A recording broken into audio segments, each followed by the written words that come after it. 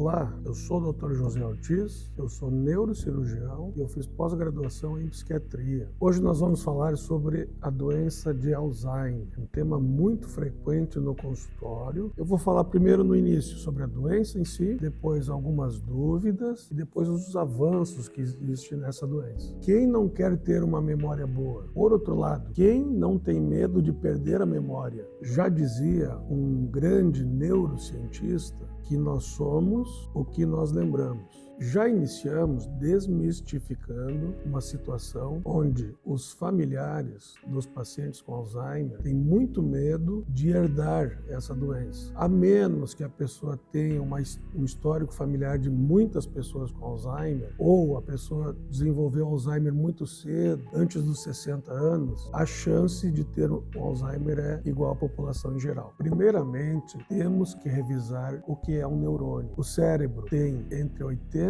bilhões e 90 bilhões de neurônios.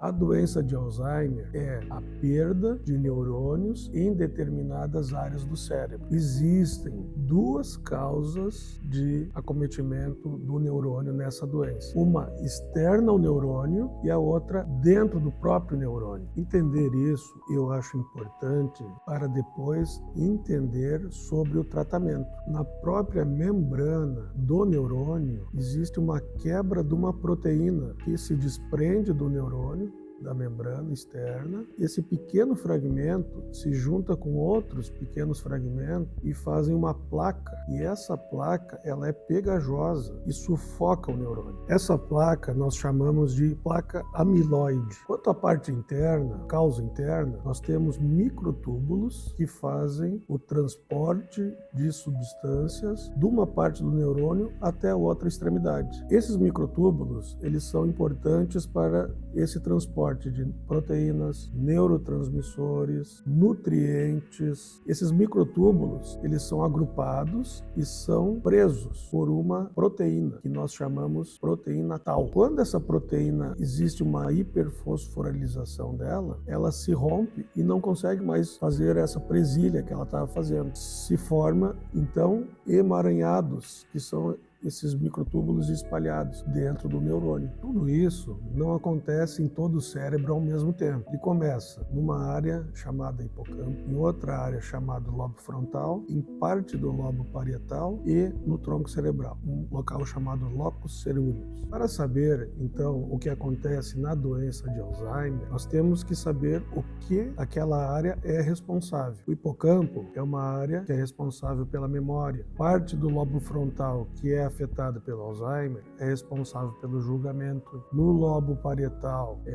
cálculos, vestir-se, ou seja, movimentos sequenciais. No tronco cerebral, naquela área que eu comentei antes, ela é produtora de noradrenalina. Então, quando cai aquilo, o paciente tem uma tendência a ficar mais apático, que é confundido com depressão. Cada paciente com Alzheimer desenvolve de uma forma única o sintoma. Um paciente pode perder mais neurônios em determinadas áreas e ter sintomas diferentes de outro paciente. O que é comum são os neurônios do hipocampo serem mais sensíveis a essa perda. Então, praticamente todos os pacientes com Alzheimer, mesmo numa fase inicial, já têm esquecimentos. Isso faz os familiares de um paciente se compararem com outro. Eles entendem, às vezes, que a doença tem que evoluir da mesma forma, uma forma matemática, o que não é verdade. Existe um núcleo no lado do hipocampo. Esse núcleo se chama núcleo basal de Meiner. O que é um núcleo?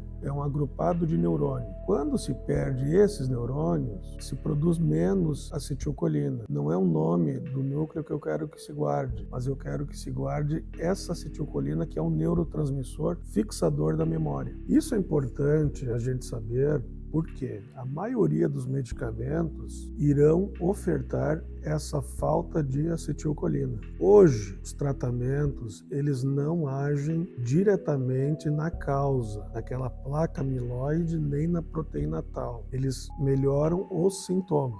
Então, por isso é importantíssimo a gente saber as causas, ou melhor, fatores de risco que aumentam a chance daquelas placas aumentarem. Aqui, quem sabe, é a parte mais importante do vídeo: os fatores de risco para desenvolver a doença de Alzheimer. A diabetes é considerada hoje um fator de risco, porque existe o que a gente chama uma resistência insulínica no cérebro. Aqui eu faço uma observação que o próprio organismo tenta quebrar aquelas placas que se juntaram, elas são tóxicas. Só que aquela tentativa dos astrócitos, da micróglia, de tentar quebrar, gera uma inflamação ao redor do neurônio. Outro fator de risco conhecido é a obesidade. Essa obesidade, ela favorece essa neuroinflamação lá cerebral. Então, já existe uma neuroinflamação ao redor do neurônio e a diabetes favorece aquilo, deixando a micróglia e os astrócitos menos eficientes ainda. O sedentarismo é outra causa, ou melhor, outro fator de risco para a pessoa desenvolver o Alzheimer. Não tanto o sedentarismo, quanto o exercício é favorável à prevenção da doença de Alzheimer. Quando eu falo exercício, eu falo de uma caminhada. Nós falamos em outros vídeos que após 20 minutos a 30 minutos por dia é um fator protetor para muitas doenças do cérebro, sem contar outras doenças do organismo também. Na literatura atual, a depressão também foi constatada como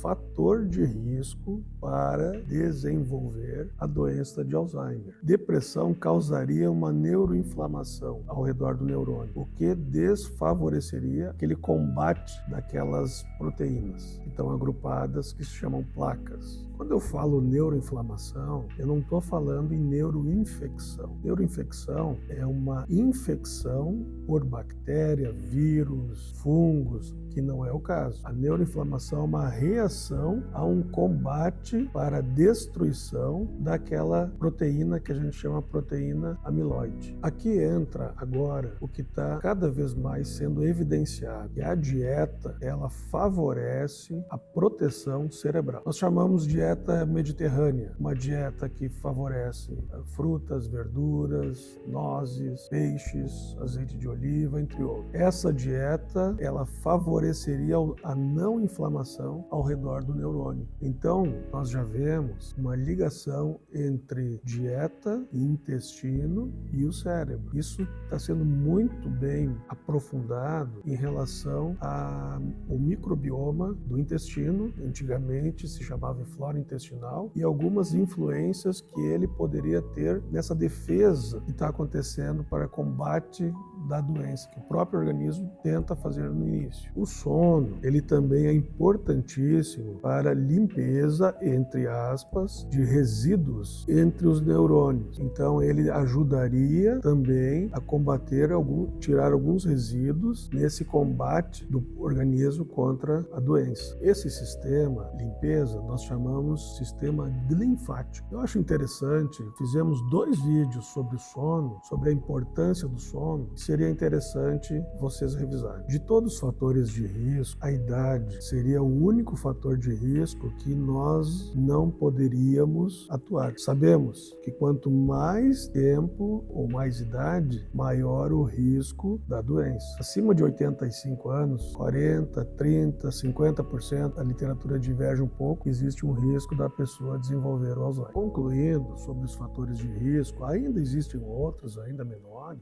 por exemplo, cigarro, alguma intoxicação por alumínio, ferro, cobre, algumas situações aí bem específicas, que poderiam aumentar o risco de Alzheimer. Mas concluindo, eu acho interessante nós termos em mente que existe uma doença que está acontecendo e esses fatores de risco, eles poderiam fazer essa doença travar, se eles fossem muito bem aplicados. Não é um fator de risco que poderia trazer essa implicação da doença. A pessoa pode pensar assim, olha, eu tenho diabetes, eu vou ter o Alzheimer. Não, existe uma chance a mais. A pessoa que não faz exercício, existe uma chance a mais. A pessoa que não dorme bem, existe uma chance a mais. Se ela juntar todos esses fatores de risco, ela está correndo, sim, um risco grande de desenvolver o Alzheimer, sim. Vamos falar sobre algumas curiosidades, algumas dúvidas que são frequentes quanto a esse tema. O omeprazol causa o Alzheimer? O omeprazol e outros medicamentos que diminuem a acidez do estômago eles podem causar uma dificuldade da absorção da vitamina B12.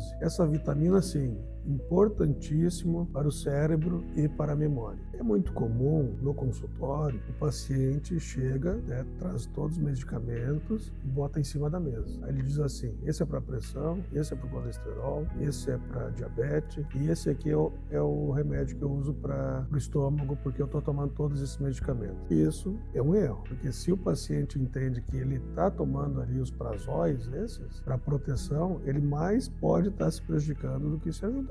Então, esses medicamentos eles devem ser usados por períodos e não para prevenção de proteção do estômago. As causas da doença, como não existe ainda uma causa bem definida e tem um impacto muito grande na vida de uma pessoa ter a doença de Alzheimer, então se especula muito. Já se especulou sobre uma bactéria na boca, uma bactéria no intestino. Então, muitas coisas que se falam, está sendo feito pesquisas, não se tem nada provado, mas é divulgado como se já fosse algo definitivo. Quanto ao tratamento medicamentoso, como nós falamos antes, eles ofertam acetilcolina, só para citar os remédios mais conhecidos. Galantamina, rivastigmina, donepezila, eles ofertam esse neurotransmissor. Como nós falamos antes, as causas são aquele acúmulo daquela proteína chamada beta-amiloide e a disfunção da proteína tal no neurônio. Além disso, contribui a acetilcolina, falta dela vindo daquela área do cérebro. Então, nós não estamos tratando diretamente a causa. Esse é o grande problema no tratamento da doença de Alzheimer. Por isso, o tratamento principal é a prevenção, atuar naqueles fatores de risco, diminuir a chance da doença. E vamos citar outro medicamento, para não deixar de fora, a memantina. Essa já atua num neurotransmissor chamado glutamato. Esse, quando em níveis mais altos, também é prejudicial ao neurônio. Em relação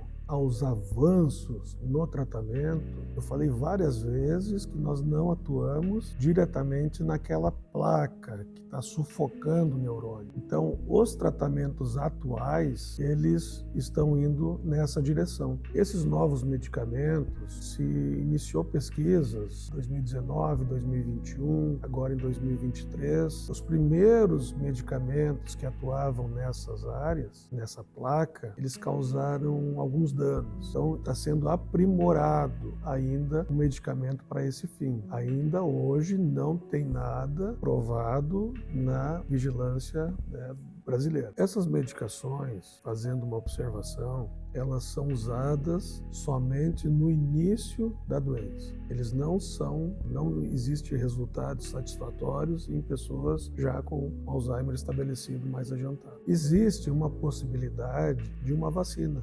Essa vacina seria para fazer uma prevenção ou melhorar a imunidade daquelas células que nós falamos para não se agruparem essas proteínas beta-amiloides. Essa vacina também não é uma realidade, mas já existem estudos que já estão indo em direção disso com alguns resultados. Não foi ainda liberado e não foi provado. Num futuro, portanto, vendo essas duas direções, existe sim uma possibilidade da cura da doença de Alzheimer. Nos siga nas redes sociais, Facebook e no Instagram.